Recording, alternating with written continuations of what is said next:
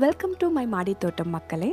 என்னோட டெரஸில் நான் கொஞ்சமாக ஒரு சில செடிகள் வளர்க்குறேன். அதில் ரோஸ் செடிகள் தான் நிறைய. பட் என்னன்னா இந்த சம்மரில் நிறைய ரோஸ் செடிகள் வந்துட்டு பட்டு போச்சு. சில பாட்ஸ் காலியாக இருக்கிறதுனால இன்னைக்கு புதுசாக ஒரு ரோஸ் செடி நம்ம மாடி தோட்டத்துக்கு ஆட் ஆகிறாங்க. நாங்கள் செடியை நர்சரியில் வாங்கினதை விட வீட்டுக்கு முன்னாடி வண்டியில் வச்சு தள்ளிட்டு வருவாங்க தெரியுங்களா, அவங்க கிட்ட தான் வாங்கிட்டு இருக்கோம். கிட்டத்தட்ட நான் சின்ன வயசுலேருந்து ஒரே அங்கிள் கிட்ட தான் இது வரைக்கும் ரெகுலராக வாங்கிட்டு இருக்கோம். அவர்கிட்ட வாங்கின எல்லா செடிகளுமே சூப்பராக தழுத்து வந்துடும். இந்த வாட்டி செடி நட்டுட்டு இருக்கும் போது சின்னதாக ஒரு ஷாக் ஆயிடுச்சு. ஆஸ் யூஷுவல் செடி நட்டுறதுக்கு முன்னாடி தொட்டியில் கொஞ்சமாக மண்ணு தோண்டி நம்ம வச்சுக்கணும். அந்த மாதிரி தோண்டி செடியை கவரை பிக்கிறோம். செடி பாதியாக கைக்கு வந்துருச்சு. ரொம்பவே ஷாக் ஆயிடுச்சு. இந்த மாதிரி எப்போவுமே நடந்ததில்லை. அதுவும் வேர் பார்த்தீங்கன்னா ரொம்ப மெல்லிஸாக இருந்துச்சு. பார்க்கவே பயமாக இருந்துச்சு செடி தழுக்குமோ தழுக்காதோன்னு சொல்லிட்டு. அதுக்கு மேலே நாங்கள் அதை ரொம்ப ஆராய்ச்சி பண்ணாமல் டிஸ்டர்பும் பண்ணாமல் அப்படியே இருந்த மாதிரியே நட்டிட்டோம்.